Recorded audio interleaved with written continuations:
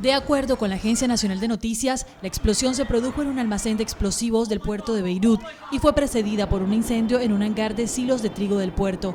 La agencia dice que hay heridos y grandes daños en las viviendas y vehículos en los alrededores del lugar donde se produjo el estallido. Imágenes difundidas en las redes sociales mostraron la detonación y una gran nube con forma de hongo elevándose en el cielo, provocando una ola expansiva que ha afectado a varios barrios de la ciudad y provocó daños materiales.